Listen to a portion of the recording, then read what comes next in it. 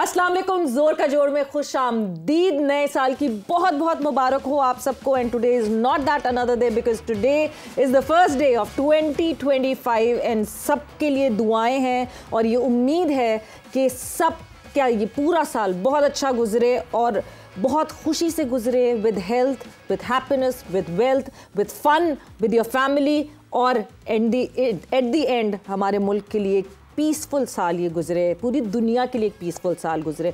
बात करेंगे, look back करेंगे 2024 पे, क्या सही किया, क्या गलत किया, क्या सही कर सकते हैं आगे 2025 में, उस हवाले से भी डिस्कशन होगी।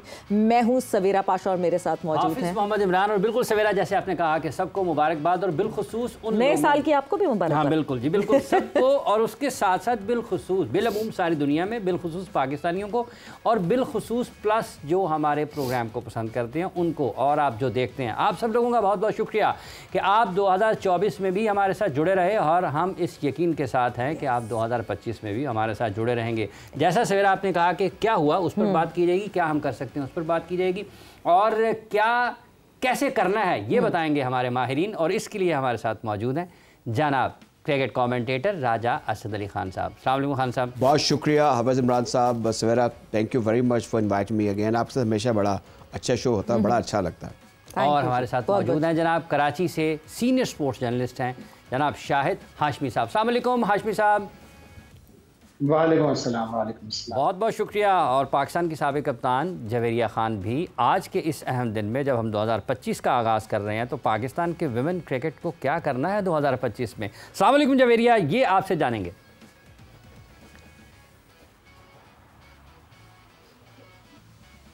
आप सुन रही हैं जवेरी? वो अगले साल में पहुंच गई ना, आवाज नहीं पहुंच रही अभी आपकी आवाज। हाँ जवेरी, आपको आवाज आ रही है? जी जी आ रही है। हाँ, सो जवेरिया, नए साल की बहुत बहुत मुबारकबाद हो आपको। और जाहिर सी बात है, पाकिस्तान वुमेन टीम के हवाले से अगर हम बात करें तो पाकिस्तान वुमेन टीम को और बेहतर करने के लिए क्या करना पड़ेगा इस साल में, हम आपसे ये भी जानेंगे।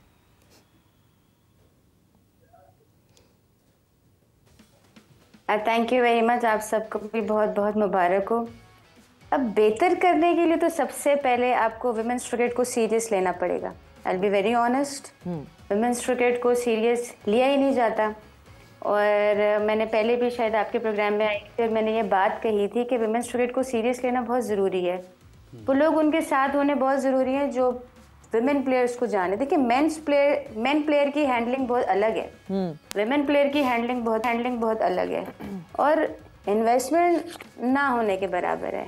और मुझे बड़ा अफसोस हुआ अब जब रिसेंटली जब हमारे पास आया है कि अंडर 19 टीम ने वर्ल्ड कप में जाना है और वो वर्ल्ड कप की टीम वाया ट्रायल्स बनी, उनका थोड़ा बहुत कैंप लगाया गया और उसको फिर एशिया कप में भेज दिया गया। जी, आप पिछले 2-3 साल से क्या कर रहे थे? आपने उसको, यही तो मैं कहती हूँ, वुमेन्स क्रिकेट को सीरियस लेते ही नहीं है। जब तक हमारी ग्रास रूट से काम नहीं होगा, हमारे पास टैलेंट कहाँ से आएगा? और उसके बाद 10-15 दिन बाद आपका अंडर 19 का वर्ल्ड कप है। डिसीजन क्या आया? दे चेंज द कैप्टन। मुझे समझ नहीं आई उस बच्ची का क्या कसूर था। या तो हमारी अपनी जजमेंट गलत होती है, नुकसान उठाता है प्लेयर, तो either she wasn't the right choice at first, या बहुत इजी होता है प्लेयर्स के इमोशंस के साथ खेलना। तो आई थिंक कुछ डिसीजंस ऐसे हैं जो डिसीजन मेकर्स पे क्वेश्चन होने चाहिए। मुझे नहीं समझ आती, प्लेयर्स पे बहुत इजीली शो कॉज नोटिस पहुंचा दिए जाते हैं।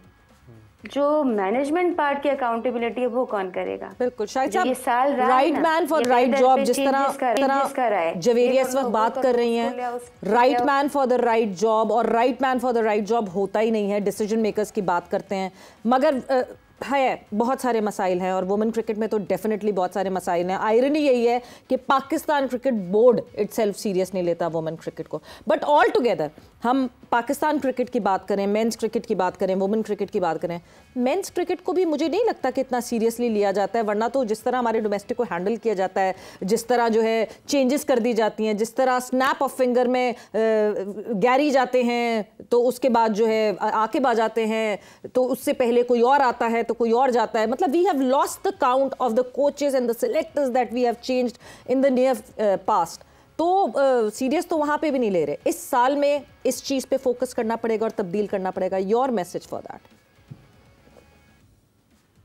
नहीं, मैं थोड़ा सा इख्तिलाफ करूंगा जवेरिया से भी और आपसे भी। ऐसा नहीं है कि पाकिस्तान क्रिकेट बोर्ड ने विमेंस क्रिकेट को सीरियस नहीं लिया, सीरियस लिया है। पिछले साल जब अंडर-9 पहला हुआ था साउथ अफ्रीका में, उससे पहले अंडर-19 का टूर्नामेंट हुआ था, मैंने कवर किया था।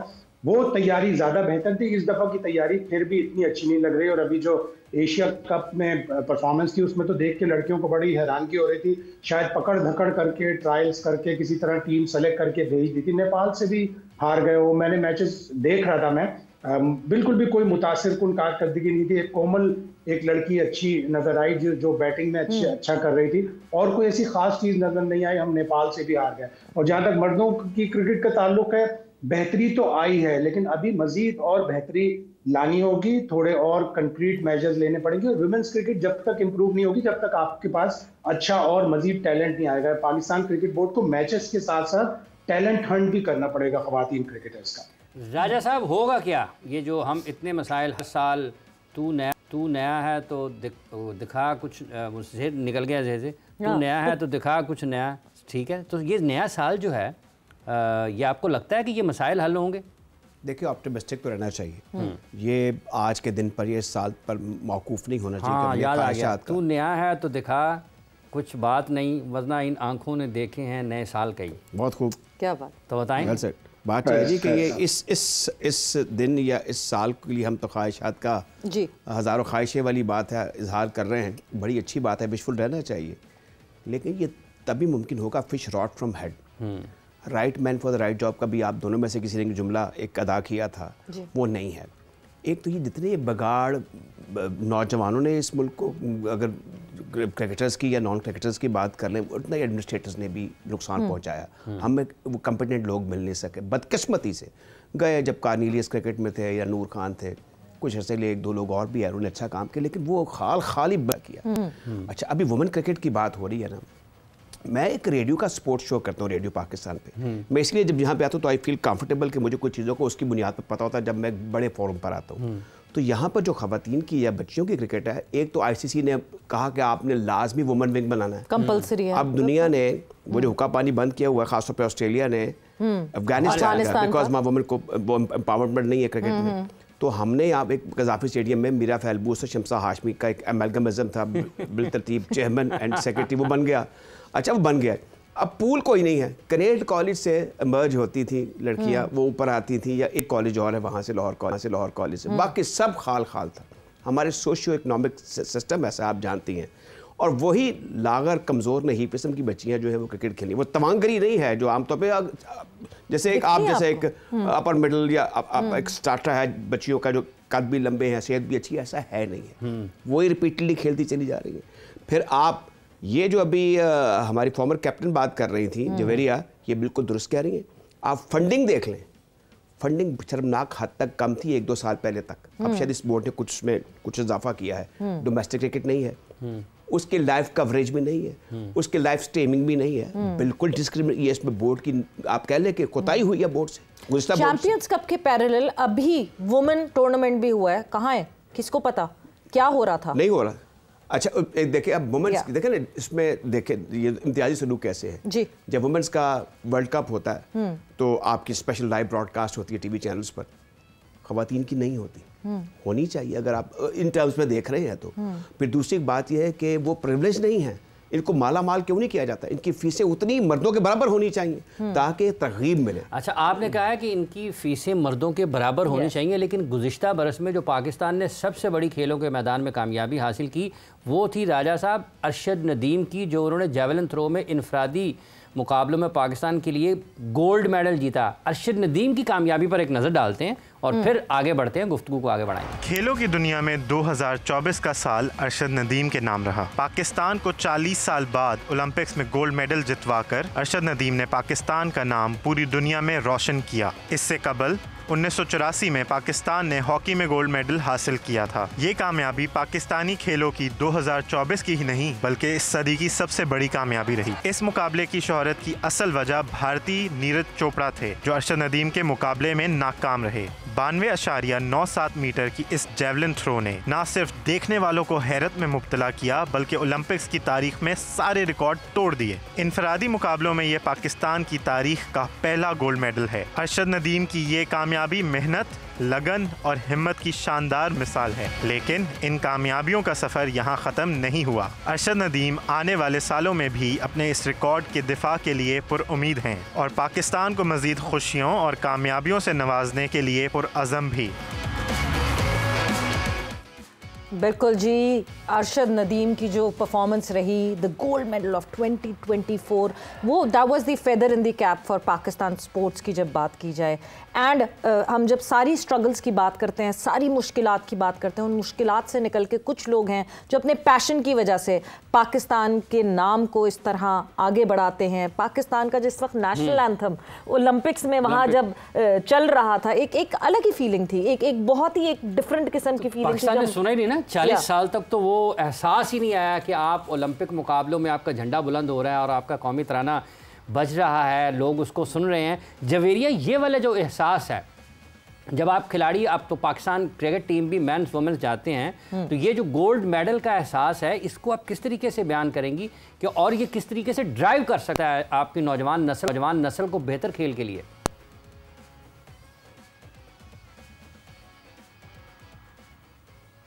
आई think we have been through this, जो एशियन गेम्स के दोनों दफ़ा जब गोल्ड मेडल अल्हम्दुलिल्लाह जब पाकिस्तान जीता था, तो जब पोडियम पे खड़े होकर जब नेशनल एंथम बजता है ना, तो उसकी फीलिंग अलग होती है। ऐसा लगता है कि कुछ और इससे कीमती चीज़ है ही नहीं। आपके इमोशंस खुद ही आ रहे होते हैं, और ये बात करके भी मैं इमोशनल सा फील कर रही हूँ कि आप किसी और लेवल पे पहुँच जाते हो।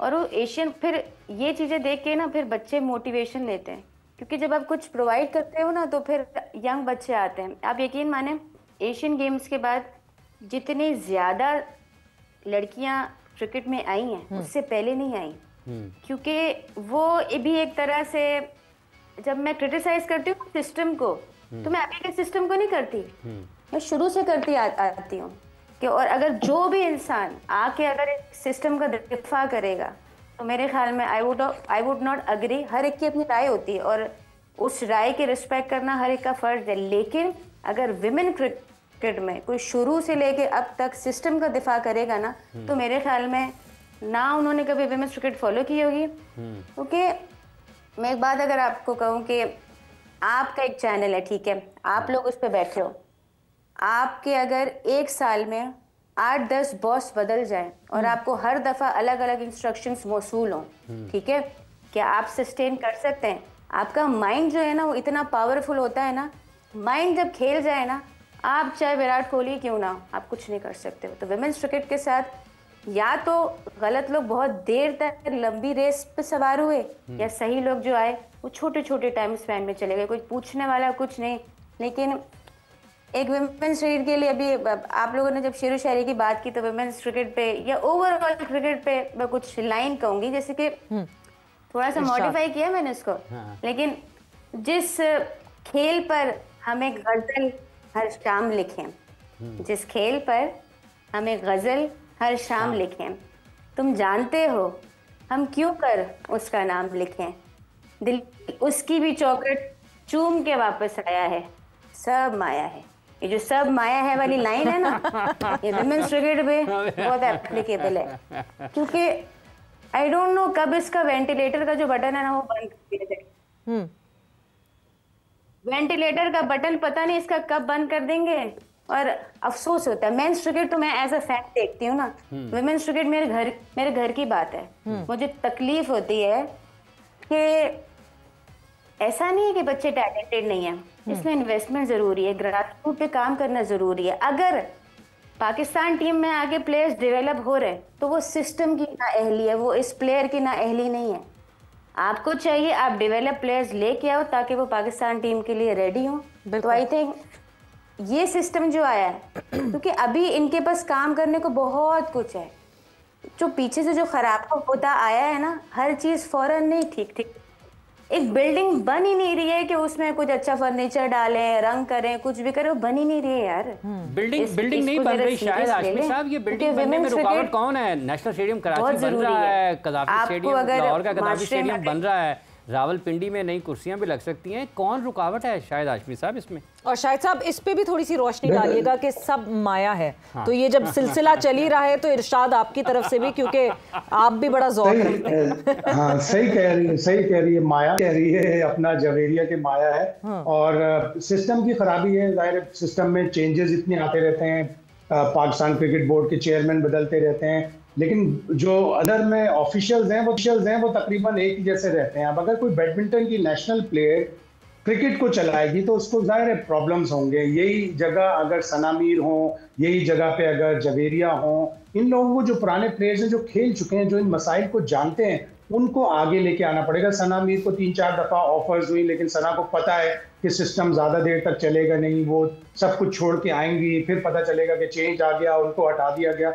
तो लोग इसलिए भी खौफजदा होते हैं पाकिस्तान क्रिकेट बोर्ड में जॉब लेने के लिए या कोई ओहदा लेने के लिए कि थोड़े दिन बाद अगर तब्दीली आ जाएगी तो वो सारा का सारा काम धरा का धरा रह जाएगा, और फिर वो जो अपनी सेट ऑर्गेनाइजेशन छोड़ के आएंगी उनके लिए प्रॉब्लम होगा। तो ये एक बड़ा मेन प्रॉब्लम है। लेकिन जवेरिया ठीक कह रही है कि टैलेंट है, लेकिन हमें प्रॉपर्ली टैलेंट को उजागर करना पड़ेगा, डेवलप करना पड़ेगा, टैलेंट हंट लगाने पड़ेंगे।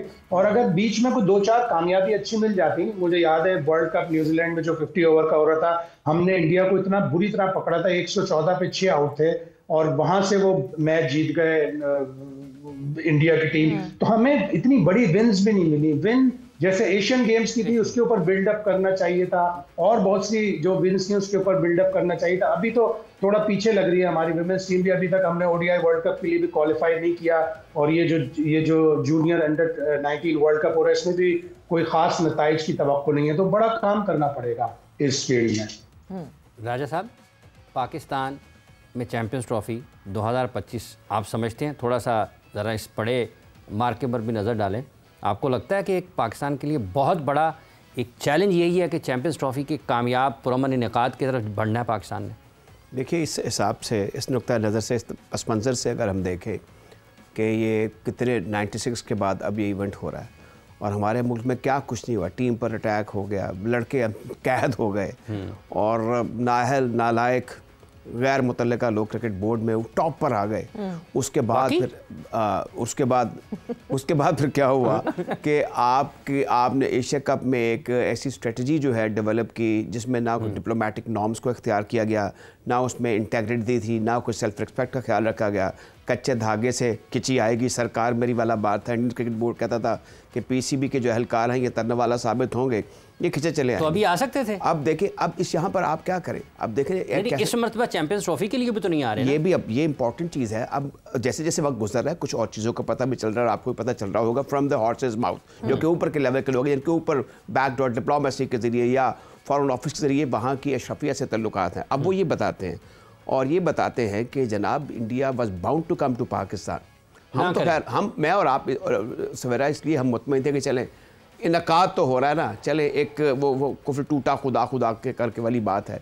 अब इसमें कुफर तो टूट गया है, लेकिन अब हमें ये भी कुचोके लगते हैं कि जनाब इंडिया पाकिस्तान आ सकता था। जब हम वहाँ के करता धरते BCCI के हैं उनकी फ़र्स्ट हैंड बातें सुनते हैं कि जनाब ये कंसिडर हो रहा था कि इंडिया पाकिस्तान जाकर चैंपियंस ट्रॉफी में शिरकत करेगा। लेकिन अब हमने और आपने करना ये है कि जिस तरीके से बड़ा पॉजिटिव पाकिस्तान, इंडिया का जो मीडिया था वो तो झूठ बोलता रहा ना, और रोजाना। अच्छा राजा साहब, इंडिया का मीडिया बोलता है झूठ, सवेरा पाकिस्तान के लोग क्या कहते हैं? 2024 में पाकिस्तान का जो पसंदीदा क्रिकेटर है वो रहा कौन है?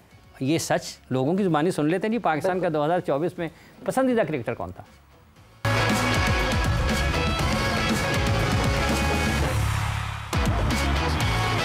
दो 2024 में जो फेवरेट प्लेयर है पाकिस्तान क्रिकेट में, मेरा तो बाबर आजम है। पाकिस्तानी टीम में तो अभी फ़िलहाल साइम अयूब चल रहा है अच्छा सा। साइम अयूब एक अच्छा प्लेयर है, अच्छा उभरता हुआ नौजवान ऊपर है, इसको अब इसी तरह खिलाना चाहिए, ये नहीं कि इसको भी फ़खर जमान की तरह साइड भी कर देना चाहिए। मेरा प्लेयर फेवरेट इस टाइम तो चल रहा है शीन शाह अफरीदी, वसीम शाह, क्योंकि उसकी बॉलिंग बहुत अच्छी है और बैटिंग भी।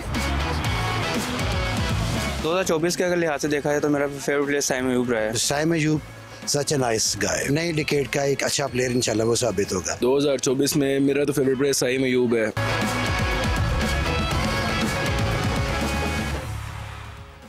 तो यही तो मज़ा है इस खेल का, what ends well is well. इस वजह से क्योंकि जहां हम शुरुआत देखते हैं और 2024 की शुरुआत देखते हैं तो शायद वर्ल्ड कप का जहां ख्याल आता है और वहां आप ये सोचें कि क्या साइम और आज़म चल जाते तो शायद हमारी टीम कुछ बेहतर कर पाती, वहां कभी भी कोई साइम अयूब ना कहता। मगर फिर eight the end of this year जिस तरह साइम ने डेवलप किया ख़ुद को और साइम ने जिस तरह परफॉर्मेंसेस दिए हैं, तो सबकी ज़बान पे नाम जो है वो साइम अयूब का नाम है।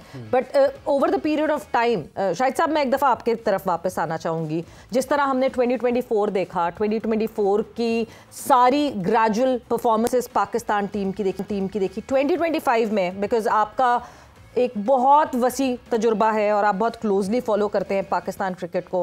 Should we expect good things in 2025?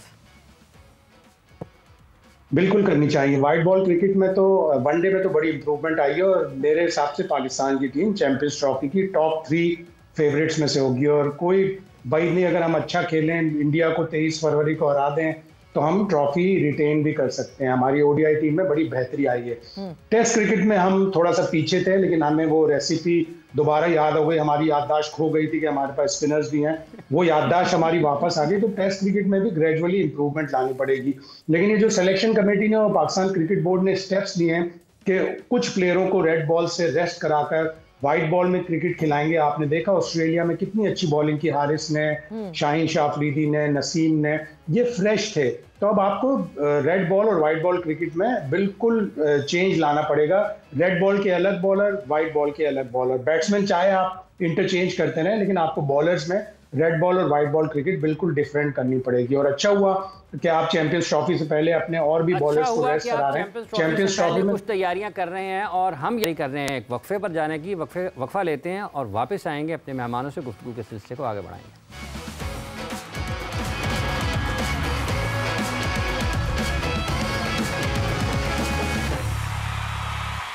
And welcome back to जोर का जोर। ब्रेक पे जाने से पहले थोड़े से जो पिछले मोमेंट्स हैं उनको रीलिव कर रहे थे और अमेंड करने की भी कोशिश कर रहे थे। बिल्कुल ऐसे ही, बिल्कुल ऐसे ही। जैसे 2024 की बात है, 25 में हमने जाना है। शाहिद हाशमी साहब हमारे साथ मौजूद है। जवेरिया, आपको लगता है जैसे ये जो पाकिस्तान की टीम खेली है ऑस्ट्रेलिया में, फिर जिम्बाब्वे में, फिर उसके बाद जनूबी अफ्रीका में, तो यहाँ से हम ये उम्मीद ले सकते हैं कि टीम में कुछ बेहतरी नज़र आ रही है और ये तसलसल बरकरार रह सकता है जिस किस्म का खेल पाकिस्तान ने पेश किया है? बिल्कुल, कंसिस्टेंसी अगर सेटअप में रहेगी ना तो आई थिंक फ्लक्चुएशन कम होगी। और जिस तरह का एंड हुआ है, प्लानिंग हमें बेहतर नज़र आई है। मींस बीट होम सीरीज़, यही स्क्वाड था जिसने बांग्लादेश के अगेंस्ट सीरीज़ खेली और यही स्क्वाड था ऑलमोस्ट जिसने इंग्लैंड के अगेंस्ट सीरीज़ खेली। प्लानिंग बेहतर रही, वी वन। अच्छी चीज़ ये थी कि हमने सर आकिब जो आए हैं, क्रेडिट भी देना चाहिए चीज़ों का कि प्लेयर्स को उसी के फॉर्मेट के हिसाब से जो वो लेके आए ना, वो एक कमेंडेबल बात है। अगर ये जो अब्बास का जो इन्होंने कार्ड खेला था, ये बैकफायर भी कर सकता था। अगर ये नहीं करते, हम ही लोग होते, हम तनकीद करते कि 3 साल बाद लेके आए हैं। अब हम ही लोग हैं कि हम तारीफ करें। तो कहीं ना कहीं हमें भी बैलेंस रखना है कि अगर कोई कार्ड खेल लिया गया है, थोड़ा सा सब्र रख के हमें भी उस चीज़ को टाइम देना पड़ेगा। जो चीज़ें डिसीजंस ले रहे हैं, एंड जिस तरीके से हुआ काफ़ी बेहतर रहा और उम्मीद है कि अगर सिस्टम में फ्लक्चुएशन कम रही तो I think we will play well, क्योंकि इस टीम में पोटेंशियल बहुत है, लड़कों में पोटेंशियल बहुत है। म्यूजिकल चेयर्स अगर कम खेली गई तो इंशाल्लाह उम्मीद है कि इस प्लानिंग के तहत अगर हम चलते गए तो हम अच्छा रिजल्ट्स आगे भी देंगे। बिल्कुल जी, सिस्टम में फ्लक्चुएशन एक बहुत बड़ा मसला है राजा साहब, और हम मुसलसल यही कहते हैं कंसिस्टेंसी। पाकिस्तान क्रिकेट बोर्ड की बात करें तो इनकंसिस्टेंट है, हमारी बाकी और फेडरेशंस की बात करें तो या तो इनकंसिस्टेंट है या जिस तरह जवेरिया ने कहा था कि वो कंसिस्टेंट हैं जिनके कोई होने का फ़ायदा नहीं है। सो ये ऑल टुगेदर स्पोर्ट्स में हम इस बात पे तो सफ़र कर रहे हैं। उर्फ़े आम कहते हैं ना, उर्फ़े आम कि इनकंसिस्टेंसी में बड़े कंसिस्टेंट है। अब इसमें ये भी कहा जा सकता है कि हम अदम तसलसल में यद-ए-तूला रखते हैं। यद-ए-तूला आ गया। बिल्कुल ठीक है, इसमें बड़ी महारत है हमें। अब रहा सवाल, अभी जैसे जवेरिया जिक्र कर रही थी आकिब जावेद का। देखिए आकिब जावेद खुद मैदान के अंदर नहीं जा सकता था जी। अब दो तो, एक तो जो नसीम शाह का फैक्टर है जी कि he bowled as many as over, जो कि एक अंदर एक्सप्लॉइटेड कंडीशंस में उसको रन थ्रू करना चाहिए था, यानी पूरा साथ देना चाहिए था अब्बास का।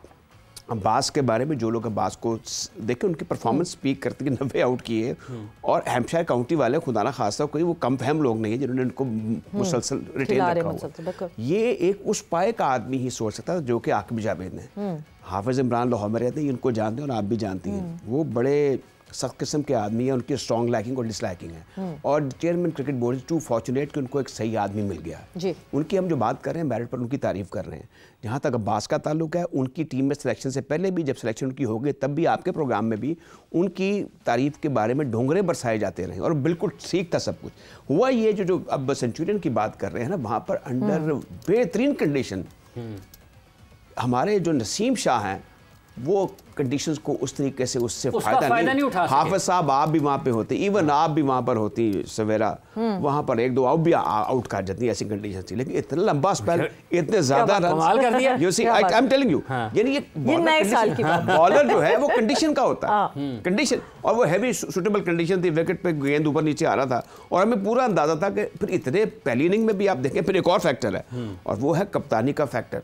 हाफिज साहब सवेरा, यू वुड बिलीव के मुझे लगता है कि बड़े सख्त कमजोरी यानी ब्लंडर्स किए हैं जी। हमारे अच्छा, राजा साहब आपके ख्याल में डीप कवर बाउंड्री पर उनको किसने कहा था खड़े हो जाएं। एक पसंदीदा आदमी है, एक पढ़े लिखे आदमी है, अच्छा हस्ब नसब है, क्रिकेटर भी अच्छे हैं, लेकिन जहां तक कप्तानी का ताल्लुक है एक बड़ा अय्यार चला, कमजोर कप्तानी की है। शायद हाशमी साहब दो चीज़ें बड़ी अहम हैं इस सारी गुफ्तगू में, जिस पर राजा साहब अभी अपना इजहार ख्याल कर रहे थे। एक ये कि नसीम शाह उस तरीके से बॉलिंग नहीं कर सके या साथ नहीं दे सके, आपको लगता है वाकई एक पाकिस्तान को नुकसान हुआ? दूसरा, खुद कप्तान शान मसूद अपने बॉलर्स को या फील्डर्स को उस तरीके से नहीं लगा सके कि पाकिस्तान बाकी मानदा जो 2 विकेटें थी वो भी हासिल करता और जनूबी अफ्रीका में टेस्ट मैच जीत जाता। बहुत कंजर्वेटिव कप्तानी करता है शान मसूद, जैसे बिल्कुल पहले वाले गोरों का स्टाइल था ना, बेसबॉल क्रिकेट नहीं, पहले वाले गोरों का, यॉर्कशायर के जैसे कप्तान होते ना, बस अब्बास को एक एंड से लगाए रखा, जब 15 रन रह गए तो आमिर जमाल को ले आए, जबकि आमिर जमाल ने पूरी इनिंग्स में बॉलिंग नहीं की थी। नसीम शाह थ्रेटनिंग लगा, लेकिन उसको वो विकेटें नहीं मिली जो पाकिस्तान को चाहिए थी। अब्बास ने बहुत अच्छी बॉलिंग की, लेकिन कुछ आउट ऑफ द बॉक्स करता ना। जब लंच के बाद 32 रन चाहिए थे, 2 विकेटें थी, कोई साइम अयूब से ओवर करवा लेता, खुद अच्छी खासी मीडियम तेज बॉलिंग करता है, खुद करवा लेता, और पिछले साउथ अफ्रीका के तौर पर तो 2 विकेटें भी नहीं थी शान मसूद ने, तो वो चेंजेस नहीं की, आउट ऑफ द बॉक्स कोई चीज नहीं की। आप ऑस्ट्रेलिया को देखें, पंत और जायसवाल की पार्टनरशिप लग रही थी, ट्रेविस हेड को ले आया, ट्रेविस हेड ने आउट कर दिया पंत को। तो आप आउट ऑफ द बॉक्स कुछ करते हैं। पूरे टेस्ट मैच में सलमान आगा को, जो हम कह रहे हैं कि हमारा फ्रंट लाइन स्पिनर है, जब हम मेन स्पिनर नहीं खिलाते, उसको पूरे मैच में एक भी ओवर नहीं दिया। टोटल 16 बॉलें साइम अयूब ने कराई, उसमें भी उसने एक विकेट ली थी और टेल एंडर की ली थी। तो आप कहीं ना कहीं तो चेंज करते ना, कहीं रिस्क लेते हैं। ये नहीं सोचते कि 32 रन रह गए, अगर 15 रन बन गए स्पिनर के तो 15 रन तो आमिर जमाल ने भी दिए। तो आपको वो आउट ऑफ द बॉक्स चीज करनी चाहिए थी। और नसीम शाह वाली बात जहां तक ये है कि नसीम शाह को विकेट नहीं मिली, ऑल्दो वो लग रहा था कि वो जब भी बॉलिंग कर रहा था वो लग रहा था कि थ्रेटनिंग है, 1-2 कैच भी निकले, आगे पीछे गिरे, लेकिन टेल एंडर्स को आउट करने के लिए आपको आउट ऑफ द बॉक्स कुछ चीज करनी पड़ती है। आउट ऑफ द बॉक्स कोई चीज़ करनी पड़ती है। जवेरिया, जब आउट ऑफ द बॉक्स कोई चीज़ करने की बात करते हैं, शायद वो सारी चीज़ें आती हैं कॉन्फिडेंस से। जब आप कॉन्फिडेंट होते हैं, जब आप हार से नहीं डर रहे होते हैं, जब आपको ये होता है कि नहीं जी कोई बात नहीं, let's just try it out, गलत हो गया तो गलत हो गया, चल गया तो वेरी गुड। आपको लगता है this insecurity runs all across Pakistan cricket? अब बिल्कुल ये तो चलता ही रहता है, और यहाँ पे अक्सर ये भी होता है कि for instance we play safe, हमारा बाहर मुल्क की तरह इतना हम डोमिनेंट प्ले नहीं करते, हम थॉट्स में भी बहुत सेफ प्ले करते हैं। यहाँ आप सब नसीम शाह की बात, जो बेसिक नसीम शाह जाना जाता है किस चीज़ से? अपनी कंसिस्टेंसी से। अगर आप उनकी फिटनेस देखें it has gone down. Pakistan में जो सबसे बड़ा जो क्राइम हुआ वो फिटनेस स्टैंडर्ड्स प्लेयर्स के नीचे चले गए। जब फिटनेस नीचे जाती है ना, आपको बड़ा स्लोली, वो एक स्लो जहर होता है, आपको बड़ा स्लोली पता लगता है कि आपका जहन भी स्लो हो जाता है, आपके रिफ्लेक्सेस भी स्लो हो जाते हैं और सब कुछ स्लो हो जाता है। आई थिंक इस फिटनेस ने बहुत सारे प्लेयर्स को हैम्पर किया है। और जहाँ तक बात आप लोगों ने कैप्टनसी की है, ये एक लिंक है, लेकिन ऐसे मौके मैच में हमारे पास बहुत सारे ऐसे मौके थे जहाँ पे हम लोग वापस भी आ सकते हैं। वेरियस पार्टनरशिप्स जो क्रूशल टाइम पे रॉन्ग डिसीजंस लेके वो आउट हुए, फिर हमारे कुछ कैचेस ड्रॉप हो गए। बहुत सारे ऐसे मोमेंट्स थे जो हमारे पास स्ट्रांग थे, और जो जिन टीम्स को जीतने का आर्ट आता है ना, वो मौके देती हैं कम। अगर आप ऑस्ट्रेलिया को देखो, वो जीतने के बहाने ढूंढते हैं, वो कहाँ से वापस आएंगे। तो जीतना एक आर्ट है। इंशाल्लाह पाकिस्तान अगर मजीद जीतते रहेंगे तो वो कॉन्फिडेंस जो आप बात कर रहे हैं ना कि डिसीजन लेने का, वो वहां से आता है। जब आपके बैंक अकाउंट में पैसा ही नहीं है तो खर्च कहाँ से करोगे। इसीलिए जब आपके खाते में जीत नहीं है ना, तो आप रिस्क भी लेते कम हो। आपको वो हार का जो वो माइंड होता है ना, यार ये कर दिया फिर हार गया तो फिर क्या होगा, it comes with the confidence of the result. अच्छा, जैसे इंडिया और ऑस्ट्रेलिया की मिसाल दी है राजा साहब जवेरिया ने, हार तो किसी को भी पसंद नहीं ना। वहाँ से खबरें आ रही है गौतम गंभीर भी बहुत नाराज़ हैं अपनी टीम से, और उन्होंने कहा है कि जो अगर अपनी नेचुरल गेम के नाम के ऊपर खेलता चला जाएगा, टीम हारती चली जाएगी, उसका कोई अब जगह नहीं है। रोहित शर्मा रिटायरमेंट का सोच रहे हैं, हो सकता है उनका आखिरी टेस्ट मैच हो। विराट कोहली के ऊपर बहुत तनकीद हो रही है। सुनील गावस्कर को आपने सुना कि वो कितने सख्त अल्फाज में उन्होंने ऋषभ पंत को तनकीद का निशाना बनाया। तो इसका मतलब ये है कि 2-3 हार हुई हैं और उसके बाद काबिल कबूल नहीं है, हार किसी के लिए भी नहीं है। और रिमेंबर, ये वो टीम है जो कि वर्ल्ड टेस्ट चैंपियनशिप के 2 फाइनल्स खेल चुकी है। अब इसमें जो इम्पोर्टेंट बात चल रही है ना आपकी, जिसके तरफ आप आ गए हैं, वो ये है कि एक तो ये कि इनमें सेल्फ बिलीफ नहीं है प्लेयर्स में हमारे। वो जीतने की बात होती है कि आपको जीतने के हवाले से आप में एक कॉन्फिडेंस होना चाहिए। करीब जाके मैच को लूज़ कर जाते हैं। फिर वुमेन क्रिकेट की बात हो रही थी ना, तो इसमें जो एक इशू चाह रहा है, और प्लेयर्स का भी, जो हमारे जो मेंस का की जो क्रिकेट है, अब आप बेहतर समझते हो, हमारा वुमेन स्टार्टर जो है ना हाफिज साहब, और अगर आप डेमोग्राफिकली अगर स्टडी करें तो हमारी जो वुमेन्स हैं, इनकी जो सेहत है वो काबिल रखने की दुनिया भर में, ये साउथ ईस्ट एशिया की बात कर रहा हूँ। बच्चे भी एनेमिक होते हैं, तो आप भी इन चीज़ों को समझती हैं। अब इसमें इस सूरत हाल में फिटनेस के इश्यूज़ हैं, मेंटल इश्यूज़ हैं, इमोशनल इशू हैं, सोशल इश्यूज़ हैं, स्पिरिचुअल इश्यूज़ हैं, जिस बैकग्राउंड से आते हैं। वो अर्बन कल्चर वाला भी इनके ज़हन में कोई फहम फरासत नहीं होती। आज है फिर इसी मैच की तरफ भी कि जहाँ पर जब 2 मरतबा ऐसा, वो कहते हैं ये 3rd टाइम तो एनिमी एक्शन होता है, कि 2 मरतबा उन्होंने देख लिया कि जो लास्ट विकेट्स अब 8वें और 9वें नंबर के बैट्समैन पर, जैसे भी जवेरिया में जिक्र कर रही थी, कि वो तो 9वें और 10वें नंबर का वैसे ही वर्नेबल होते हैं। वो हर गेंद पे लगता है भी आउट हुए, के भी आउट हुए। बिल्कुल। तो ये तो मनसूबा साज जहन कप्तान का ऐसा होना चाहिए। एक बदकिस्मती ये है कि वो सोबत नहीं है। हाफिज साहब, मुझे आखिरी बात करें। अब आप मोहम्मद इलियास से लेके और आप वसीम अकरम से सबके साथ गपशप करते रहे। It's a very sociable game, you understand the thing. अब ये प्लेयर मिक्सअप नहीं होते, न जाने ये कहाँ चले जाते हैं, कहाँ बैठते हैं, किससे बातें करते हैं। सर, एक और बड़ी अहम बात है, कहाँ चले जाते हैं। इस वक्त शाहिद आफरीदी साहब कहाँ पे हैं? बिल्कुल जी, शाहिद आफरीदी साहब हमारे स्क्रीन पर हैं, विश करने वाले हैं वो न्यू ईयर, नया साल। क्या कहते हैं आपको सुनाते हैं, और बाकी और विशेस भी आपको सुनाएंगे।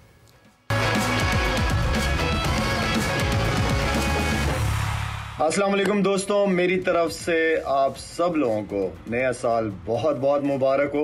हर दिन, हर वक्त, हर घड़ी बहुत इंपॉर्टेंट है। वक्त ज़ाया नहीं करना। इस साल आपके जो भी प्लान्स हैं, फोकस करें और अचीव करें और लाइफ में आगे बढ़ें, एक प्राउड पाकिस्तानी बने। Thank you. बिस्मिल्लाहिर्रहमानिर्रहीम। अस्सलाम वालेकुम। मैं हूं इनाम भट्ट, वर्ल्ड चैंपियन रेसलर। मेरी तरफ से पूरे पाकिस्तान को 2025 बहुत बहुत मुबारक। दुआ है कि 2025 पाकिस्तान के लिए बेहतरी का साल हो, पाकिस्तान बहुत सारी कामयाबियां समेटे, और आज अहद करने का दिन है कि हम एज अ पाकिस्तानी पाकिस्तान की तरक्की में, पाकिस्तान की बेहतरी में अपना किरदार अदा करेंगे और पाकिस्तान को हम सब मिलकर एक अजीम कौम बनाएंगे। अस्सलाम वालेकुम everyone, this is Pakistani tennis player Ushna Suhail, और मेरी तरफ से सबको नया साल बहुत बहुत मुबारक हो। 2024 has been a bit of a challenging year for me. मेरी ankle injury हुई थी, I was out of the game for 6 months. लेकिन coming back and winning some back-to-back national titles, तो ये खास तौर पे जीतना मेरे लिए बहुत special moment था। और मेरा आप सबको message है that be happy. I hope you're all prosperous, keep shining in 2025. अस्सलाम वालेकुम, Mohammad Wasim, WBC silver world champion. मेरी तरफ से तमाम पाकिस्तानियों को नया साल बहुत बहुत मुबारक हो, और हाय मिलकर पाकिस्तान का नाम रोशन करे अपने अपने फील्ड में, और पाकिस्तान को प्रमोट करे। मेरी तरफ से तमाम पाकिस्तानियों को न्यू ईयर बहुत बहुत मुबारक हो। वंस अगेन पाकिस्तान जिंदाबाद। Assalamu alaikum everyone. Assalamu alaikum Pakistan. Assalamu alaikum my fellow Pakistanis and especially all the viewers of Samar TV. Assalamu alaikum Qureshi here. मेरी तरफ से आप सबको नया साल बहुत बहुत मुबारक हो। अल्लाह से ये दुआ है कि 2025 will be a better, prosperous and much happier year for all of you than 2024. अपना ख्याल रखें जी, प्यार मोहब्बत के साथ रहें, पेशेंस के साथ रहें और पाकिस्तान में अपने बहन भाइयों के जो भी पॉजिटिव काम हैं उनको हाईलाइट करें, उनको प्रमोट करें। टेक केयर जी, stay safe and once again a very very happy new year. Pakistan जिंदाबाद।